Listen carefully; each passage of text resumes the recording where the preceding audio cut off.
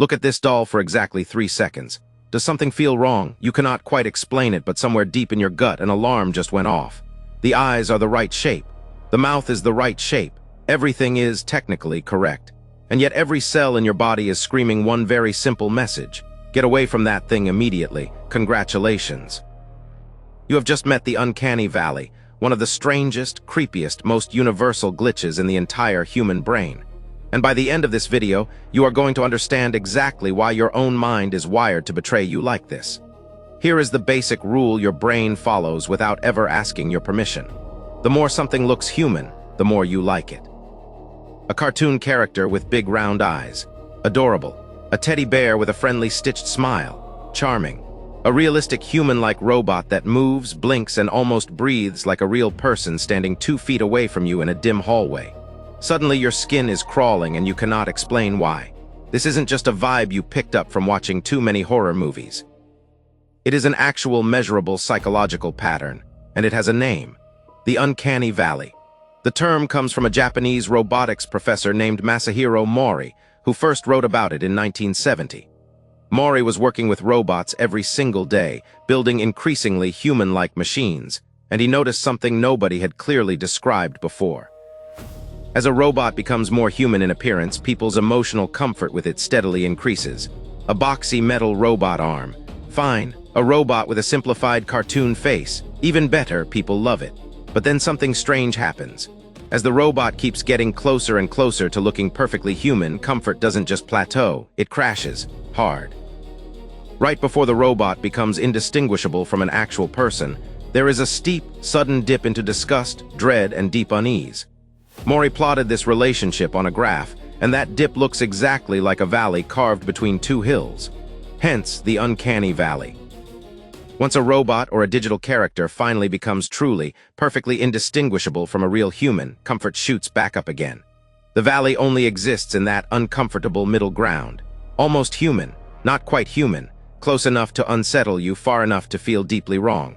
So why does your brain do this? Why does almost human feel so much worse than completely not human at all? One leading explanation comes from evolutionary psychologists studying something called pathogen avoidance theory.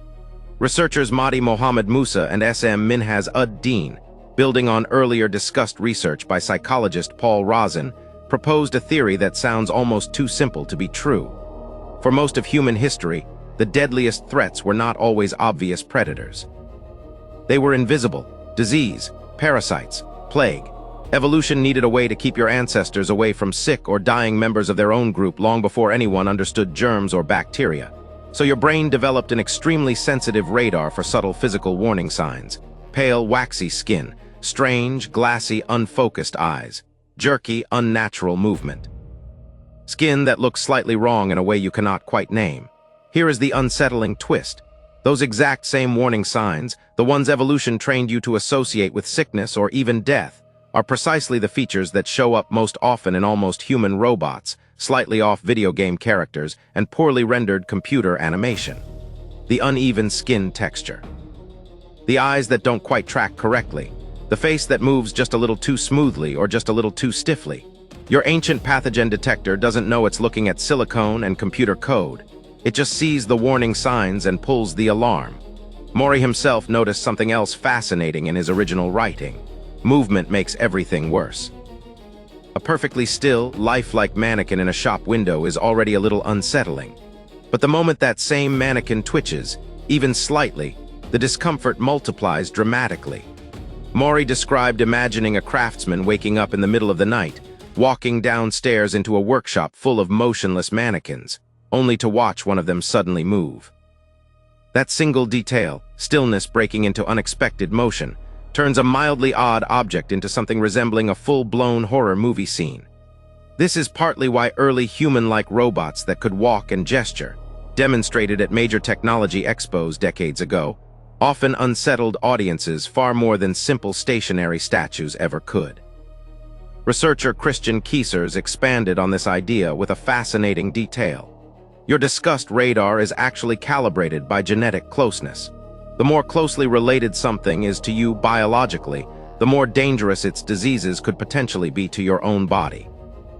That is exactly why a moldy, rotting log barely registers as gross, but a moldy, rotting human body triggers overwhelming horror. Humans get the strongest disgust reaction reserved specifically for things that look almost, but not quite human, because biologically speaking, those are exactly the things capable of making you sick. But pathogen avoidance is not the only theory floating around laboratories today. There's a second, much more existential explanation, and it gets dark fast. Psychologist Irvin Yalom has written extensively about how humans build psychological walls to avoid thinking too hard about their own mortality. Most people walk through life with a quiet, irrational belief that death is something that happens to other people, not to them personally. Researchers studying the Uncanny Valley suggest that incredibly lifelike robots quietly threaten that comfortable illusion. If a machine can look, move, and behave almost exactly like a living person, it forces an uncomfortable question to surface in the back of your mind. What actually makes me alive, and them not? The realistic robot becomes an accidental mirror, reflecting your own mortality directly back at you, and your brain absolutely hates that reflection. Both theories, by the way, are still being actively debated and tested. Some newer research even questions whether disgust alone fully explains the effect, suggesting categorization confusion, your brain genuinely struggling to file something as either definitely human or definitely not human, might also play a major role. Science has not fully closed the case on this one yet. There's also a third angle worth mentioning, sometimes called the violation of expectation theory.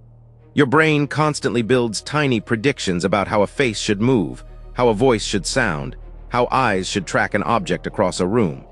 Most of the time, these predictions happen so fast you never notice them consciously. But when something looks human yet violates just one of those predictions, eyes that blink at slightly the wrong rhythm, a mouth that moves a fraction of a second out of sync with the words coming out of it, your brain registers a glitch. Not quite disgust, not quite fear, just a deep, nagging sense that something about this situation does not add up. Multiply that glitch across dozens of tiny mismatches happening simultaneously across an entire face, and you get the full Uncanny Valley experience. Now here's where this stops being just a robotics curiosity and becomes something that touches your life almost every single day. Movie studios have learned this lesson the expensive way.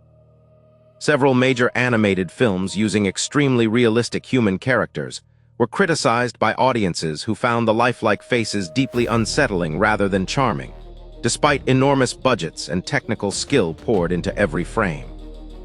Meanwhile, characters drawn with deliberately simplified, cartoonish, exaggerated features almost never trigger this response, no matter how emotionally expressive they get.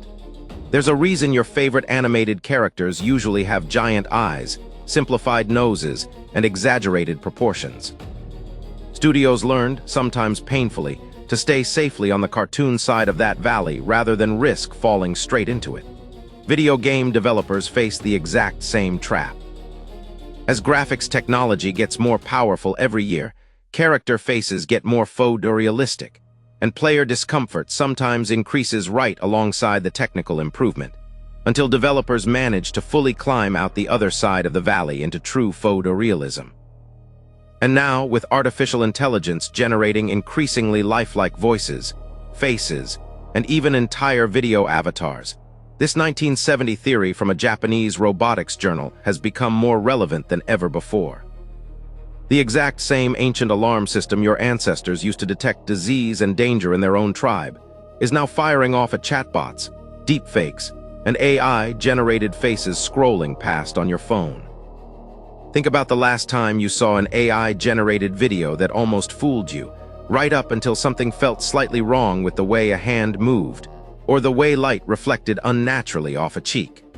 That tiny flicker of suspicion was not paranoia. It was your built-in pathogen detector, several 100,000 years old, doing exactly the job it evolved to do, just on a completely different kind of threat than the one it was originally designed for. Companies building social robots and AI companions are now spending enormous amounts of research money specifically trying to engineer their way around this valley, deliberately keeping faces slightly stylized, voices slightly synthetic sounding, movements slightly simplified, all on purpose. Climbing too far up that human likeness scale too quickly, without nailing every single tiny detail perfectly, risks landing right back down in that uncomfortable valley floor, no matter how much computing power went into the attempt. So the next time a hyperrealistic doll, an almost too lifelike video game character, or an eerily smooth AI-generated face sends a chill down your spine, understand exactly what is happening. You are not being irrational. You are not overreacting to nothing. You are running an ancient survival program, originally built to protect your ancestors from disease and death, now firing off in a world your ancestors could never have imagined, full of robots, renders, and algorithms trying their absolute best to look just like you. Here's the strangely comforting part of all this. That uneasy little shiver you feel is proof that your brain still works exactly the way it was designed to, scanning every face for danger, every single day, without you even noticing. The day a robot finally stops giving you that feeling entirely is the day you should probably start paying very, very close attention. They're getting closer every single year. And somewhere deep in your gut, an alarm built hundreds of thousands of years ago is going to keep ringing every single time.